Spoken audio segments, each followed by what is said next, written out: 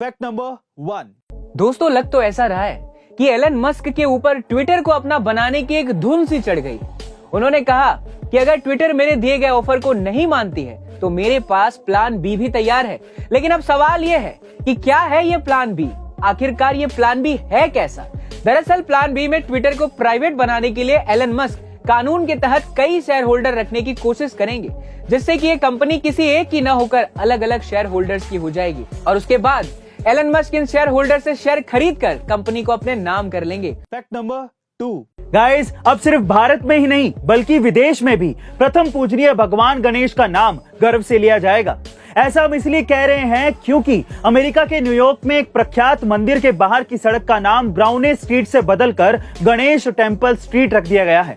दरअसल अमेरिका में स्थित गणेश टेम्पल की स्थापना 1977 में की गई थी, जो उत्तरी अमेरिका में हिंदुओं का पहला और सबसे पुराना मंदिर है। मंदिर के बाहर की सड़क का नाम ब्राउने स्ट्रीट था, जो अमेरिका के धार्मिक स्वतंत्रता के परोकार तथा दास्तारोधी आंदोलन के अग्रदूत जॉन ब्राउने के नाम पर थी। लेकिन अब यह सड़क भगवान गणेश के नाम से जानी जाएगी। गाइस, न्यूयॉर्क जैसे बड़े शहर में भगवान गणेश के नाम पर सड़क होना हिंदू धर्म और भारत की संस्कृति के लिए बड़ी गर्व की बात है। Fact number 3।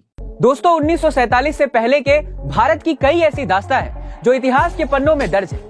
आज की पीढ़ी जब उन कहानियों को सुनती है तो कभी रगों में खून दौड़ जाता है, तो कभी गर्व से सीना चौड़ा हो जाता है, कभी आंखों में आंसू आ जाते हैं, तो कभी क्रोध से भर जाते हैं। आज का दिन ऐसी एक ऐतिहासिक दर्दनाक घटना का दिन है।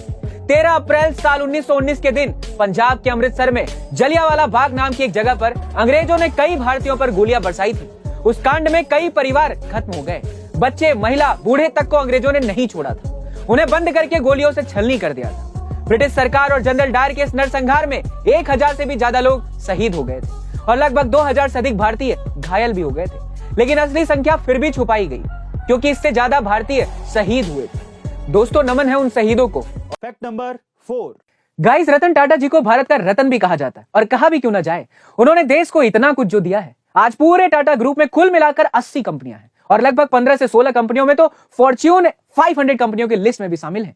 लेकिन आपने कभी सोचा रतन टाटा जी सारी बोर्ड मीटिंग्स को, इतने बड़े ग्रुप को कैसे संभालते होंगे? इसका एक सीधा सा जवाब है, and that is all about time management. दोस्तों आपको ये जानकर हैरानी होगी कि रतन टाटा जी एक साथ 4 बोर्ड मीटिंग्स को संभालते थे क्योंकि उन्हें टाइम मैनेज करना आता है।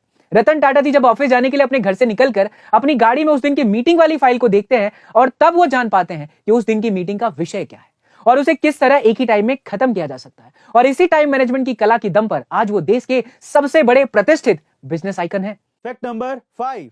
गाइस, 2015 की उस रात ऐसा क्या हुआ कि दिल्ली का एक आम लड़का अचानक से एक मोलेस्टर के नाम से चर्चित हो गया। जी हां गाइस, ये घटना है साल 2015 की, जब दिल्ली की एक लड़की ने सर्वजीत सिंह नाम के एक लड़के पर शोषण का आरोप लगाकर उस पर केस दर्ज करवा दिया। बात यहीं तक खत्म नहीं हुई। सोशल मीडिया और हाइपर एक्टिव टीवी मीडिया ने भी उसे बदनाम करने में कोई कसर नहीं छोड़ी। इस घटना के बाद वो जिस कंपनी में काम कर रहा था उस कंपनी ने उसे बाहर निकाल दिया और दूसरी कंपनियों ने भी क्रिमिनल रिकॉर्ड की वजह से उसे नौकरी देने से मना तक कर दिया। यहां तक कि उसके रिश्तेदारों और दोस्तों ने भी उससे दूरी बना ली। उसकी पर्सनल और प्रोफेशनल दोनों ही लाइफ बिल्कुल तबाह हो चुकी थी। लेकिन वो कहते हैं ना कि सच प्रताड़ित हो सकता है पर हार नहीं सकता, और ऐसा हुआ भी। लगभग 4 साल बाद सर्वजीत पर लगे सभी आरोप गलत साबित हो गए। लेकिन गाइस, सिर्फ टीआरपी के लिए सोशल मीडिया और टीवी मीडिया ने उसकी लाइफ के 4 साल बर्बाद कर दिए।